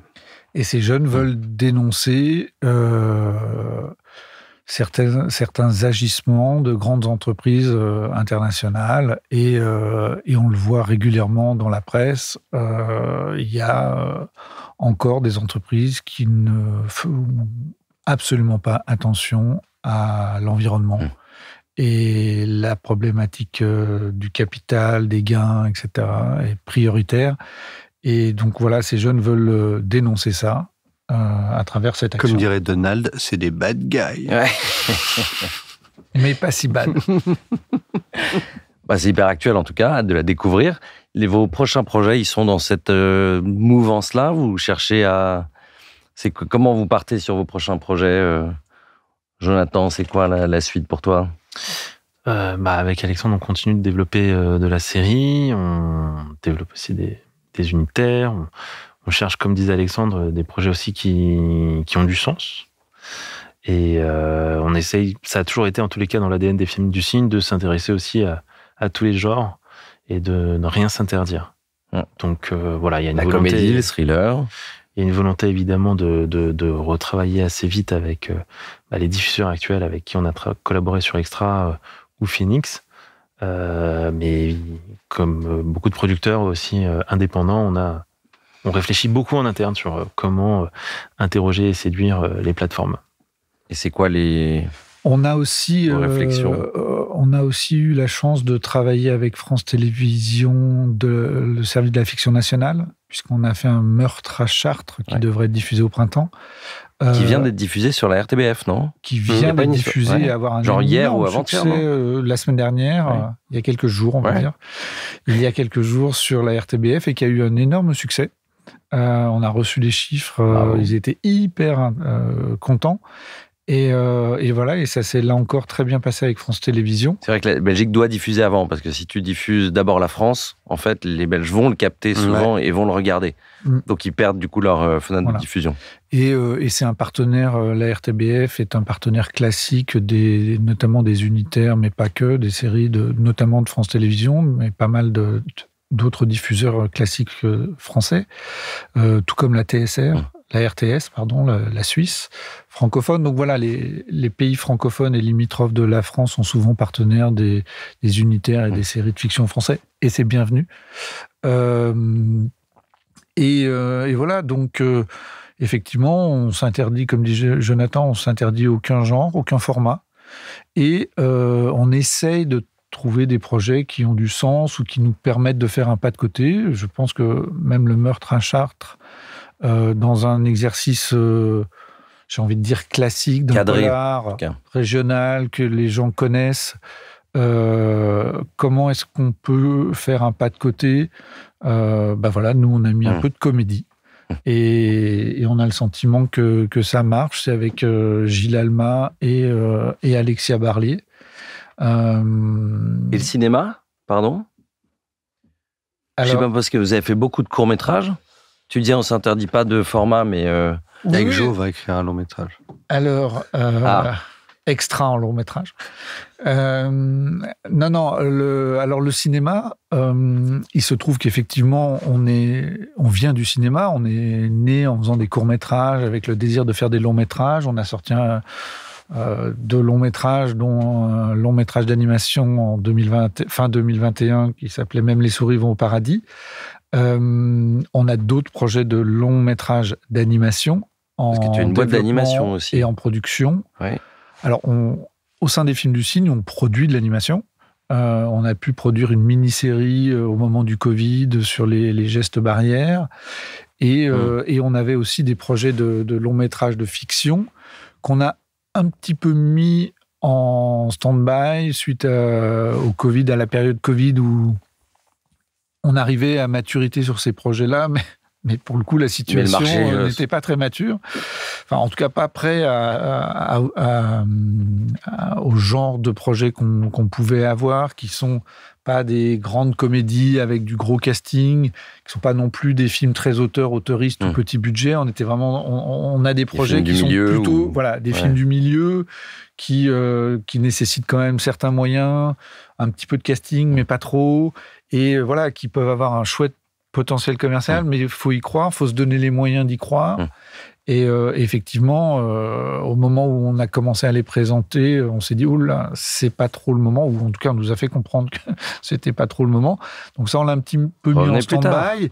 Ça nous a aussi permis, à ce moment-là, de se dire, comment on peut être agile pour faire autre chose, pour s'ouvrir à d'autres choses. Et là, on a décidé d'accélérer sur le développement et la production de fiction télé. C'est ce qui fait que, tout en développant assez peu de projets on a eu un taux de transformation assez important, puisque des projets existent aujourd'hui. On a parlé d'Extra, on a parlé de Phoenix, on parle de Meurtre à Chartres. Et il y a d'autres projets qui sont en développement. C'est vrai que 2024 a été une grosse année de tournage. Là, cette année, c'est plus diffusion, post-production et développement et nouveau développement. Et voilà, et on est plutôt content. On s'ouvre à des nouvelles idées, à des nouveaux auteurs aussi. J'allais vous le demander. Il y a des choses que vous recherchez en particulier ou... Il y a d'autres auteurs. On travaille aussi avec une équipe qui participe à ces réflexions. En l'occurrence, Julie Vincent, chargée de développement, qui est ultra calée justement en télé unitaire et série. Et on travaille aussi donc avec Léa Renaudin en assistante de production. Et voilà, on reste une petite équipe maîtrisée. Malgré là le récent flux de tournage qu'on a eu récemment, et on cherche tous les jours des sujets, veille d'auteur, veille de sujet, veille de marché, essayer de comprendre ce que veut le marché, parce que le marché évolue très vite. Les plateformes, on a l'impression que tous les 6 mois peuvent changer de ligne édito. Exactement, et assez souvent, bizarrement, on retombe sur leurs pattes. C'est ça aussi qui est un peu perturbant. Il y a des choses événementielles. Mais il y a un truc qui est assez, je trouve, enthousiasmant par rapport au risque pris sur le développement d'un texte en unitaire en comparaison au développement d'un scénario de long métrage. C'est qu'un scénario de long métrage, on va attendre, pour le confronter au marché, d'avoir la continuité dialoguée, qui est quand même la partie émergée de l'iceberg d'un long travail d'écriture qui peut prendre parfois jusqu'à 3-4 ans.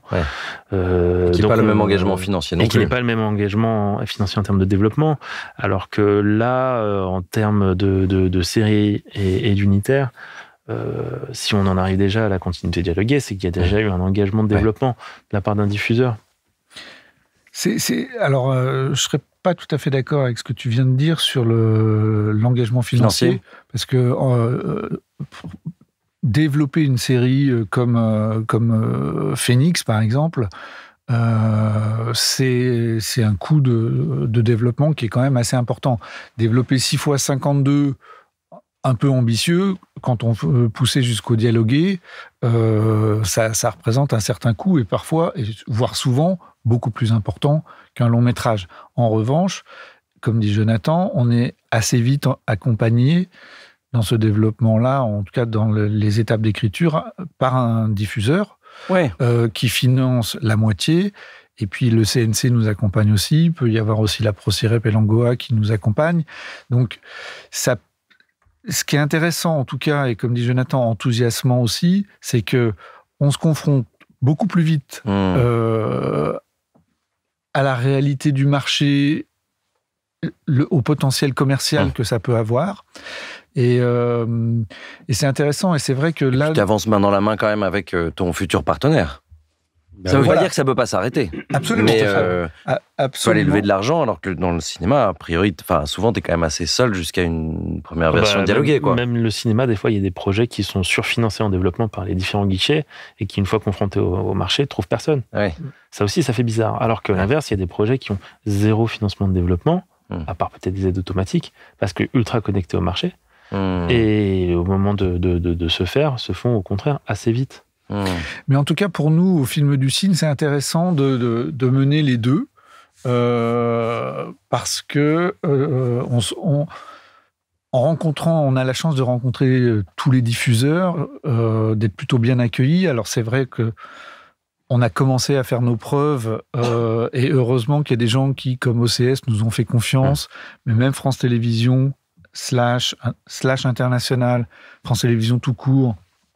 Et demain, je pense qu'on pourra produire une série comme Phoenix sans avoir besoin d'être accompagné par un coproducteur plus important, plus installé, et tant mieux. Et j'ai le sentiment, sincèrement, que ce soit les plateformes, même si d'apparence ça peut sembler pas forcément être le cas, j'ai le sentiment que les plateformes peuvent être ouvertes à des nouvelles structures de production, à des nouveaux auteurs aussi. À nous de prouver que on est au bon endroit au bon moment. Et ça, la télévision nous le permet. J'ai l'impression que le cinéma, c'est plus délicat. Peut-être un peu plus abstrait. C'est un peu plus abstrait, absolument. Et voilà, mais en tout cas, nous, on prend plaisir à mener les deux. Maintenant qu'on commence à avoir un vrai pied dans l'audiovisuel et la fiction, et d'y prendre du plaisir, même en produisant un polar régional comme Meurtre à Chartres, très sincèrement, on a pris beaucoup de plaisir. J'ai très envie de refaire un polar régional, que ce soit avec l'équipe, que ce soit avec les comédiens. C'était pas un exercice si contraint que ça. Évidemment, on doit plaire au diffuseur qui connaît très bien, le service de fiction national connaît très bien son public. On sait qu'il faut rentrer dans certaines cases, certaines logiques même. Mais moi je trouve que c'est assez enthousiasmant à faire. Il faut pas faire que ça. Ouais. Et là, sincèrement, de faire Extra pour Ciné Plus OCS, de faire Phoenix pour France Télé / mais international, etc., de faire de la fiction nationale, je me trouve hyper heureux, hyper chanceux même de réussir ça. Et on a très envie on réussit à les voir d'autres diffuseurs. Et j'ai très envie qu'on réussisse à travailler avec d'autres diffuseurs et pas forcément... Alors, il y a un truc dont on n'a pas envie, et c'est un peu ce que disait Jonathan de façon sous-jacente tout à l'heure, on n'a pas du tout envie d'être catalogué. Que ce soit dans un format, dans un genre et avec un diffuseur. Et j'ajouterais avec une partie R&D que sont les courts-métrages qui permet quand même de développer des auteurs, des réalisateurs. Là, qui est devenu très tendu, le court-métrage. Aujourd'hui, je préfère mettre les pieds dans le plat tout de suite. C'est devenu ultra compétitif sur des financements. Moi, ça fait pour ma part 15 ans que je produis du court. Là, il s'avère que cette année, pour ma part, je produis mes derniers courts. Mais les financements sont les mêmes depuis 15 ans. Noirs ont diminué dans un monde qui coûte plus cher. Voilà, faut pas être ingénieur un peu inflationniste des devis, quoi. L'argent est de moins en moins présent à l'écran, dans du court-métrage. Ou alors, on doit motiver des équipes qui doivent plus jeunes, accepter de jouer le jeu. Ce qui est plus dur, je trouve, aujourd'hui, à négocier dans le monde dans lequel on est, qu'une réalité. Et au-delà de ça, même si... on arrive à monter le film financièrement. Il y a aussi un rapport aux régions qui est très compliqué aujourd'hui. Il y a 3 acteurs en court-métrage, région, CNC, diffuseur. Les régions aujourd'hui, il y en a peut-être 6 qui sont ouvertes à la non-territorialisation du projet. Ce qui rend la démarche très compliquée et il n'est pas mis en avant le cœur du film dans cette ouverture au court-métrage. Avec en plus des risques sur les régions qui voient leur financement parfois baisser. Tout à fait. Qui sont sursollicités. C'est aussi pour ça qu'ils mettent des barrières assez énormes. Et bref, une fois aussi qu'on a fini son film et qu'on le sort, les festivals reçoivent aussi des tonnes de films et il y a énormément de concurrence à ce niveau-là. Et c'est quoi la solution alors pour la R&D? Pardon, je pense qu'il faut rester quand même. J'entends Jonathan et je partage 100% de ce qu'il dit. Il faut rester conscient quand même, justement, que le court-métrage est un vrai secteur de R&D pour l'audiovisuel et le cinéma. Avant, c'était que pour le cinéma. Maintenant, les auteurs, les réalisateurs, les techniciens, mais même les productions, il y a moins de cases. Ils peuvent faire des séries après un cours. Ils peuvent faire des séries, ils peuvent naître dans un cours, passer dans la série, avant d'aller au long métrage, inversement, etc. Ça reste quand même un domaine, le court métrage, où tous les ans, il y a des pépites, il y a des talents qui naissent, que ce soit artistique, créatif, aussi bien que technique. Donc, c'est important d'avoir conscience qu'on a besoin de courts-métrages, on a besoin de fabriquer des courts-métrages, on a besoin de les montrer, on a besoin de dire au public aussi que ça existe et que peut y avoir des vraies pépites. Effectivement, ça devient tendu parce qu'il y a une vraie concurrence sur le court-métrage, mais ça devient tendu parce qu'il y a de moins en moins de financement quand même. J'ajouterais juste que... Et sur les diffuseurs, les diffuseurs, on a la chance en France d'avoir des diffuseurs qui continuent d'accompagner un petit peu le court-métrage. C'était le cas d'OCS. Ils sont pas nombreux. Ça ne sera plus le cas pour le coup d'OCS. Alors, je te rectifie. OCS se réimplique dans le court-métrage. Depuis peu. C'est vrai. Donc, Ciné Plus OCS. Oui. Ciné Plus OCS, donc c'est une vraie chance. Qui est donc un autre guichet quelque part que Canal. C'est un autre interlocuteur. Voilà, il y a Canal. Qui s'occupe du court-métrage. Il y a Canal, il y a France Télé, et c'est tout. Et Arte. Et Arte, pardon. Arte, et France Télé, il n'y a pas France 2 et France 3. C'est France 2 et France 3. Oui, France 2 et France 3, mais avant, tu avais 2 guichets, il me semble. Et c'est toujours 2 guichets. Ah oui, ok. Ouais, c'est toujours 2 guichets, 2 émissions. Et c'est vrai qu'Arte, c'est important, et d'autant qu'Arte, ils ont aussi un suivi des auteurs du court-métrage vers le long-métrage, vers d'autres formats. Je pense que les autres aussi, même s'ils en parlent peut-être un peu moins. Mais vraiment, c'est important que les régions continuent de soutenir le court-métrage. C'est dommage que la région Auvergne-Rhône-Alpes, qui est pourtant la région de mon cœur, ne soutienne plus comme ils soutenaient le festival de Clermont-Ferrand, qui est quand même la référence internationale autour du court-métrage. En France, on a la chance d'avoir pas mal de festivals de court-métrage qui marchent. Nous, on est basé à Annecy et Paris. À Annecy, on a la chance d'avoir le plus important festival du film d'animation. Et la part des courts-métrages est extrêmement importante, à la fois les courts-métrages produits, mais aussi les courts-métrages qui sont faits par des étudiants. On a beaucoup d'écoles d'animation en France et qui mettent en valeur des vrais talents. Là, je crois qu'aux Oscars, il y a encore des courts-métrages d'animation de français qui sont issus d'écoles de cinéma d'animation. Donc, je pense que c'est vraiment important de continuer à considérer le court-métrage comme un secteur recherche et développement et de lui donner les moyens d'exister, donner les moyens aux productions d'accompagner des talents de demain. Bien dit. J'ajouterais juste que c'est mon ressenti. Je vois le plafond de verre qui s'installe en court-métrage bizarrement, qui devient de plus en plus épais pour les auteurs et les jeunes auteurs qui veulent faire leur marque, et alors qu'au contraire, ça devrait être un tremplin. Tu veux dire cantonné au court-métrage ? Un plafond de verre dans le fait de financer son film. Ça peut devenir un parcours du combattant. Il y a des courts-métrages. Moi, quand j'ai débuté, le court-métrage maximum se finançait au bout de 2 ans. Aujourd'hui, c'est très régulier qui se finance au bout de 3-4 ans. Donc, quand tu as des auteurs qui se disent je vais faire 1, 2, 3 courts-métrages avant vraiment de me positionner sur un long, il s'est déjà passé 10 ans de vie. Donc, il y a beaucoup de réalisateurs aujourd'hui qui se disent mais attends, moi j'ai tous les outils à ma disposition, pourquoi je me lancerais pas en autoprod ? Qu'est-ce que je vais m'emmerder à me confronter au guichet qui comprend pas forcément ce que je veux faire, et en plus je suis dans un stade où je me cherche moi-même. Donc laisse-moi me chercher en paix, et si le film est réussi et qu'il circule en festival, bah tant mieux. Si c'est pas le cas, tant pis, personne ne l'attendra.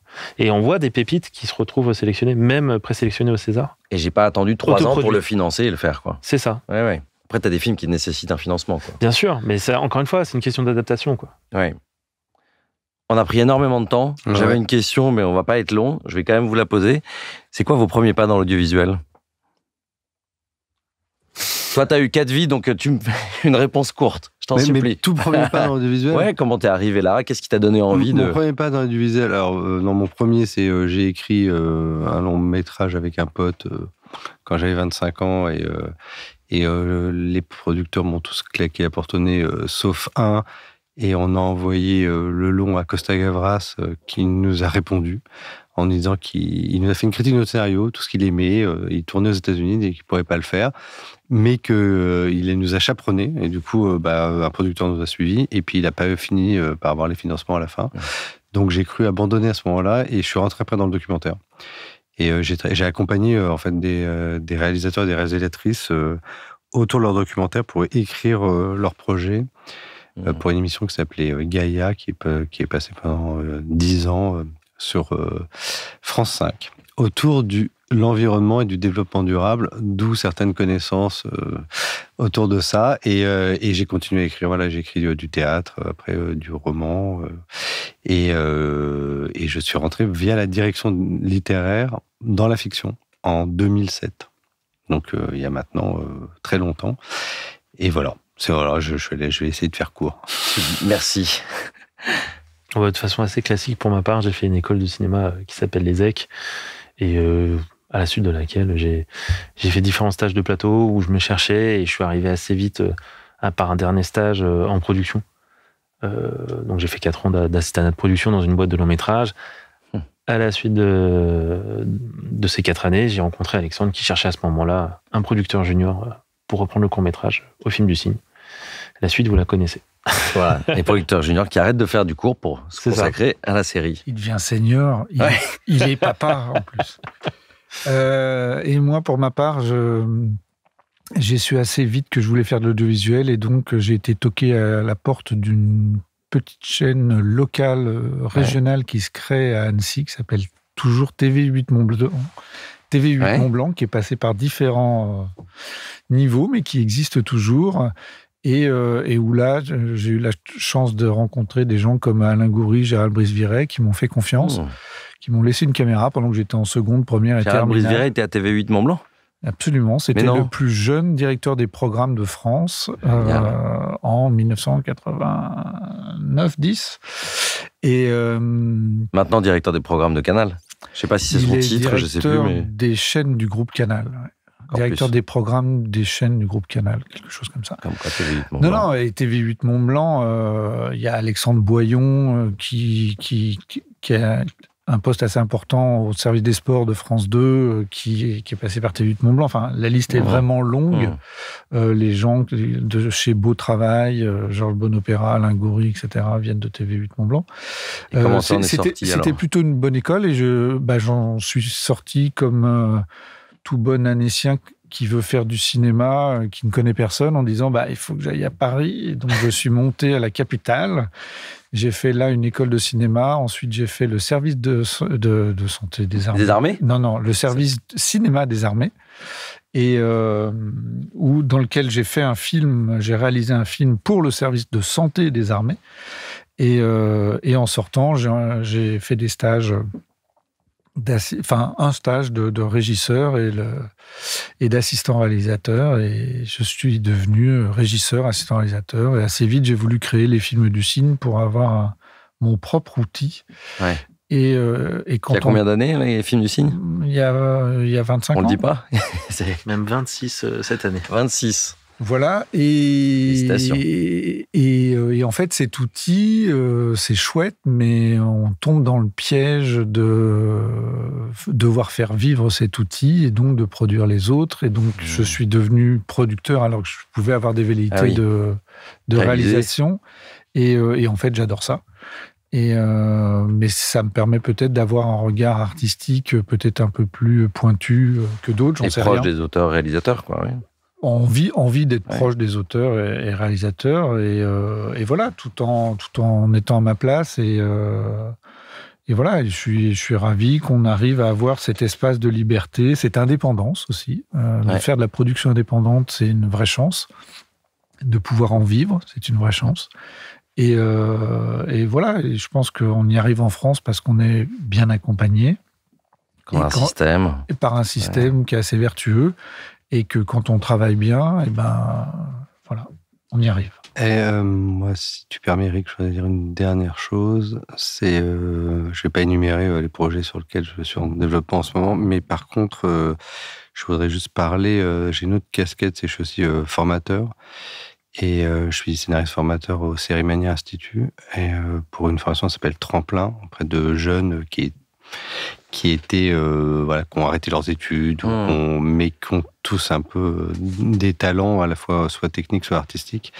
Et donc, j'accompagne ceux qui font la formation scénariste. Et ils ont donc écrit et réalisé, construit toute une mini-série comme pour la 3e année. Donc, c'est 5 fois 5 minutes, une série donc de 25 minutes qui sera diffusée à Sérimania le vendredi, donc ça va être le 28 mars. Une série qui s'appelle Maslow et qui commence à être circulée comme la sur les réseaux. Exactement. Comme on va pouvoir retrouver sur les réseaux ?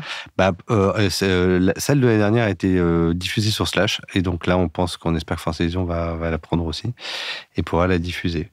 Et voilà, ça s'appelle Maslow, c'est une sorte de dystopie dans le monde de l'entreprise. Génial. Alexandre, Mathieu, Jonathan, un grand merci d'avoir pris tout ce temps avec nous. On vous souhaite une bonne continuation en écriture, réalisation, production. Merci. L'Angle d'attaque, le podcast qui parle de fiction avec ceux qui la font, est désormais terminé. J'espère que vous l'avez apprécié. C'était son 2e numéro. N'hésitez pas à nous donner des feedbacks à Angle la production ou à moi-même. Merci, suivez-nous et à la prochaine. Au revoir. Merci. Au revoir. Angle.